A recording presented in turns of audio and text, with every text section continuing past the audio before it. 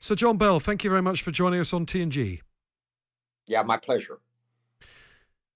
Let's talk about the Indian variant, which is causing mounting concern. Cases have tripled in the past week. How worried are you personally about the Indian variant spread in the UK?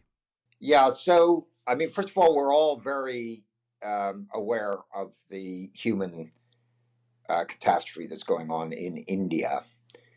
Uh, and there are several interesting features of that. One is it didn't happen last year about this time because it was always my worry that India was a bit of a sitting duck for a really bad run with the pandemic.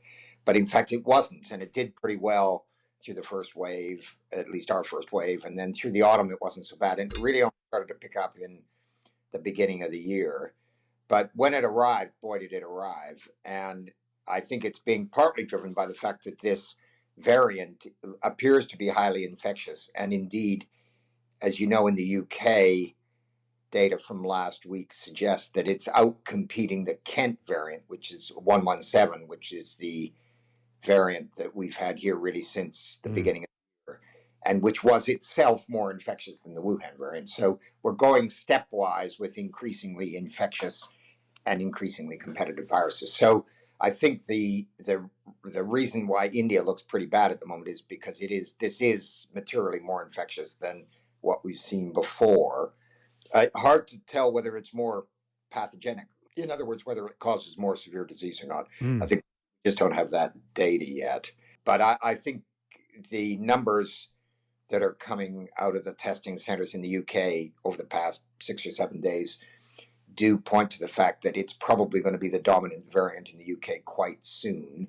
The difference between the UK and India, of course, is we've got about 60% of the population have had a dose of either Pfizer or AstraZeneca vaccine. I think our sense, having looked at the serology of people who've been vaccinated and running that against the virus, it looks like this virus will be susceptible to the vaccine in the way that the other viruses are. So, in terms of severe disease, hospital admissions, and death, I think the vaccinated population are going to be fine. And we just need to bump our way through this.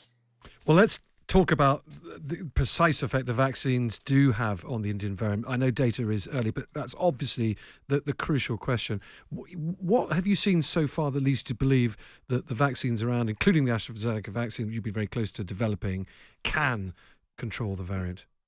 Well, of course, there are two sets of data. There's one data in the real world, which is ultimately where we're going to get to because nobody's going to do a trial in India at the moment. So you'll have to look at data in the real world to see what happens to people who've had the vaccine. And to be clear, there really is only one vaccine in India. That's the AstraZeneca vaccine made by Serum Institute.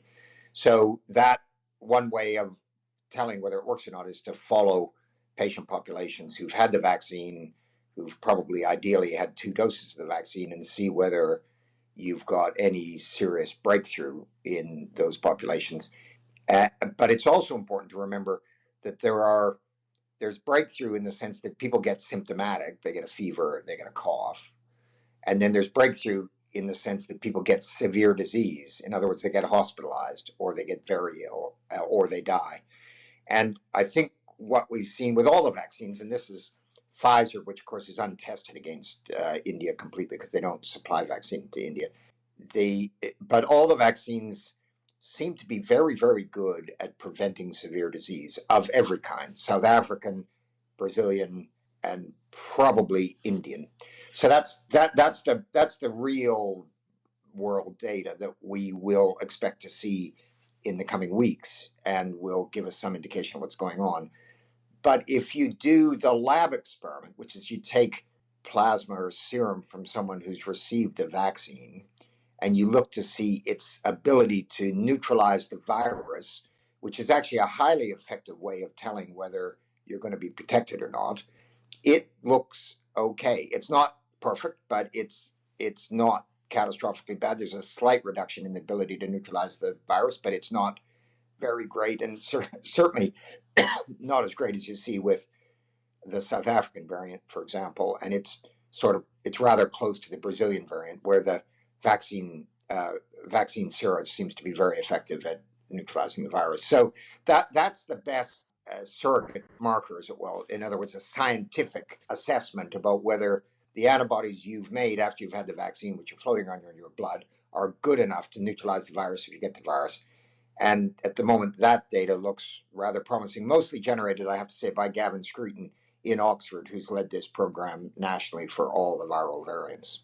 Well, Sir John, I think that's quite reassuring to hear. So just to be clear, what you're saying is you think from what you've seen at the moment from the lab data, if not necessarily in practice out on the street, and you'll get that data next week, that the AstraZeneca vaccine certainly can control the Indian variant just as well as it can control the variants we already have in the UK, the Kent variant and the original strain. Yeah, that's what I'm saying. Now, the lab experiments can obviously be done with the Pfizer vaccine, and I think that the results for Pfizer are very similar. It looks like it controls the variant pretty well as well. That's lab data. It'll be a longer period of time before we get clinical data because, of course, it's not being used in a setting where, it's not being used in India, where we'll get the first read, I think. Well, that's very interesting to hear, and I think pretty reassuring to most listeners too.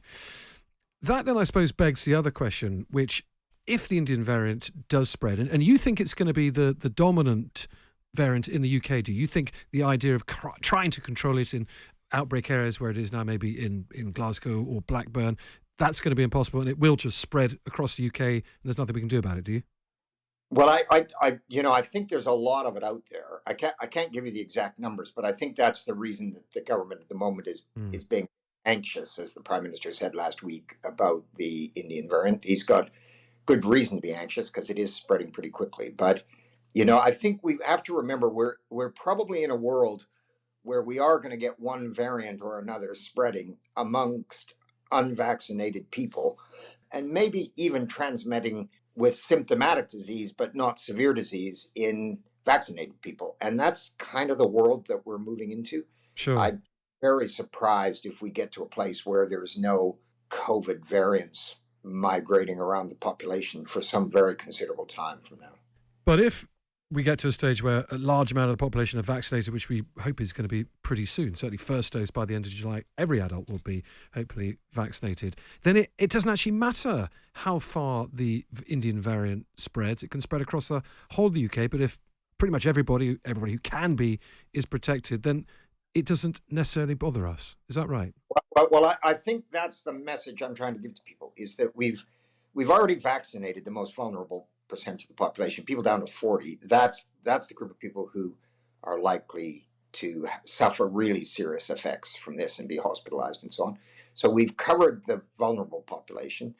We can work our way down in the age groups into populations that are unlikely ever to develop serious disease from the virus, and that's all fine. But, in the end, there will probably still always be a bit of background transmission going on, which is either asymptomatic or mildly symptomatic disease where people get a cold. When you and I got a cold 2 years ago, half the time it was a coronavirus. It wasn't this coronavirus, but, it's a common cause of upper respiratory tract illnesses, and it will continue to be.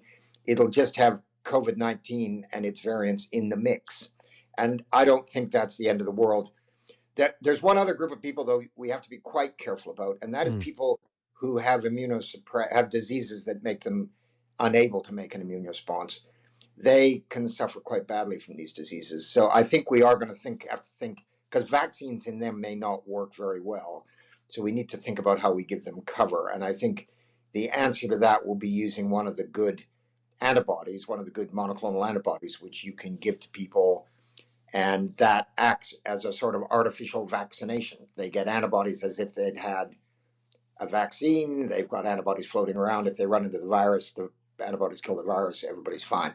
But we need to get on with that. And to my knowledge, we haven't yet bought any of the antibodies, and we need to get on and buy some. Okay, it's step 3 tomorrow, which is the biggest opening yet across the whole roadmap. Indoor eating, indoor socialising, overnight stays, etc. Now, of course, that's coinciding with this quite rapid rise of the Indian variant. But is your view that we shouldn't need to think about delaying step 3? It takes place from midnight, really, and we can just press on without too much worry?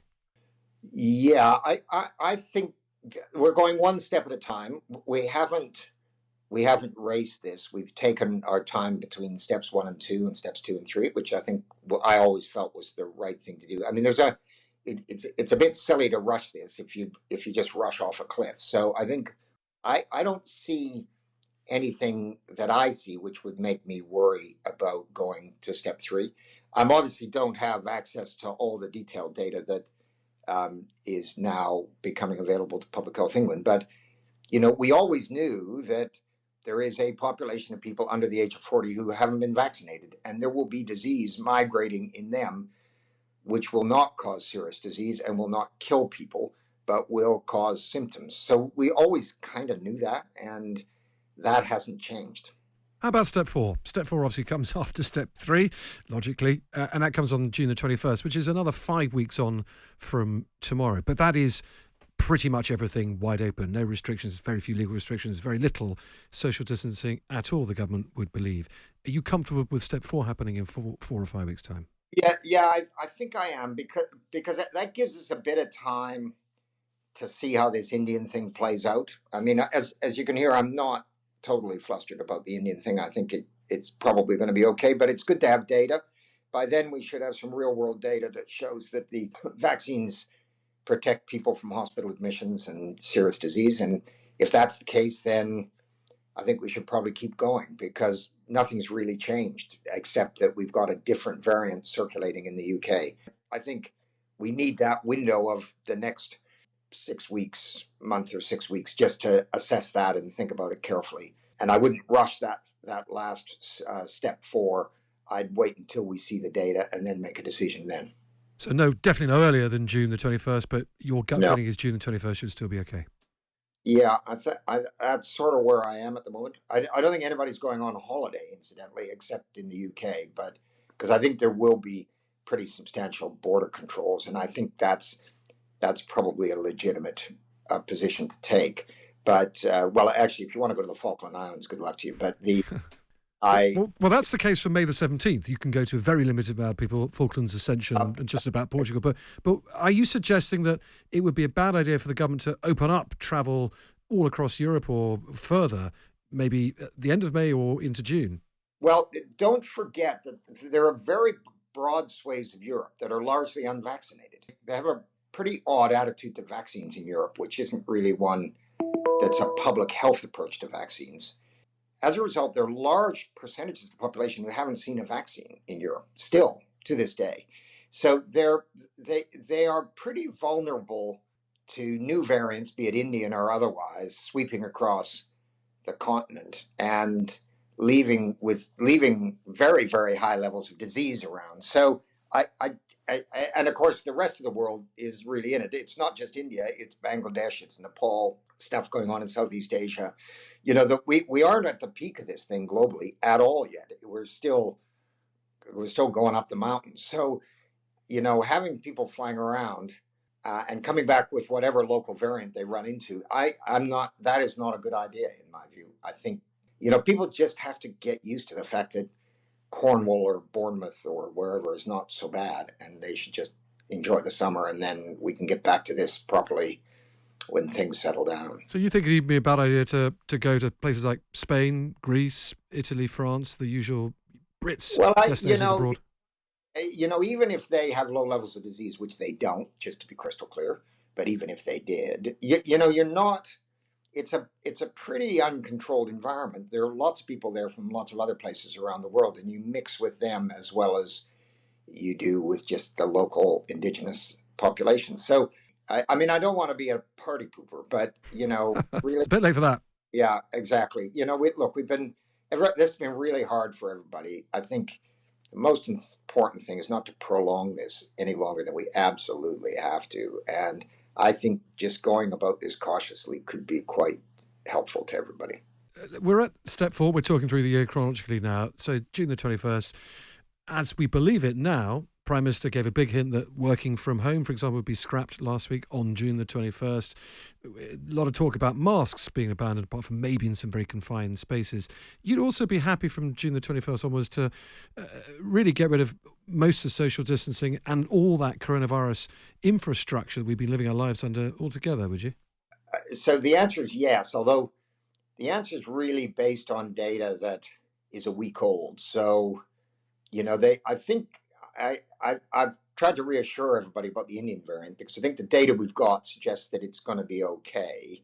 I just like to see this play out a bit longer Mm. before I give an absolute confident view that it's all going to be fine. But in the absence of the Indian variant, I was very comfortable that we went through it in that order, and by the time we got to July, we would be headed back to something that looked very, very normal. That looked very reasonable to me, with the exception of travel to places where there were lots of people with other variants. So just with that little catch about let's just make sure the Mm. Indian something that I haven't anticipated, then I'm pretty comfortable. Let me just ask you about this public inquiry, which the Prime Minister also announced last week. We're getting one. It's not going to start until spring 2022, a year away. Is that, in your view, a good time? And how long do you think it should take? Do we need to learn lessons quickly here, or is it good to take some time with this public inquiry, some years perhaps, just to get it right? So I have to say, I'm not a fan of some massive, big public inquiry. I just, I know it's something we do in this country and we make a big deal out of it. But It's a yeah, bit of a national tradition, to be really honest. it's a and but I can't think of any of them that have taken us anywhere, frankly. And I think particularly in this case, look, we were confronted with an absolutely brand new problem. It snuck up on us. We weren't properly prepared. I mean, that's no surprise to anybody. You don't need a public inquiry to spot that particular issue. The first few months were pretty bumpy. You had a lot of people who'd never done this before trying to do it. And of course, it didn't all go perfectly. Some decisions were better than others. And I suspect some were bad decisions. But, it wasn't as if there was a rule book that said this is what you do and somebody broke the rule book. It was just people were trying to sort it out as best they could, taking the best advice that they could. Of course, mistakes were made, but, doing things for the first time, that's not a surprise. I don't know what about an inquiry is going to help you with that. I don't think anybody did anything illegal or anything, that anybody did anything which was intentionally malicious or all Mm. that sort of. And I think the big question now is not, what happened to who and who did what when. I think the question is, are there some lessons we can take from this about how do you make decisions in the middle of a massive healthcare crisis or indeed any other healthcare crisis? Because I think we've seen mechanisms to take decisions well and mechanisms to take decisions less well. So Do you mean that at the would be, centre of government? yeah, yeah. So, I think everybody thinks that Kate and her team at the Vaccine Task Force did a pretty good job. Kate Bingham. Kate Bingham. And, I think she did. And so, what can you learn from that? Well, there's a lot of things you can learn from that. One is small groups of people are better than big groups of people. People who know what they're doing are better than groups of people who don't know what they're doing. Being able to do really tough commercial negotiations on the fly is part of the game. We learned a lot from that. And it was great. People made a lot of good decisions to set that up, and it played out to our favor. So, that we need to know what worked. We also need to know what didn't work. And most importantly, we need to say, how do we think about the future, given the fact that I think it's almost certain that these infectious pandemics are going to come more frequently, one after another, and we need to be ready to deal with them when they do. So, how do we get ourselves ready for that in a way that we weren't ready last January 2020? And that, it seems to me, that's the Mm. big question. I'd love to have an inquiry into that question because that's the one that really matters, rather than dredging up all kinds of discussions about as if, people try and use it as a way to blame government ministers and God knows who. And I just, I don't know what you get out of that. It'd be far better to focus on what we're going to do in the future. But Sir John Bell, thank you. That was absolutely fascinating. As always, thank you for coming back on TNG, and please come back again soon. Yeah, very nice to talk. Take care. See you soon.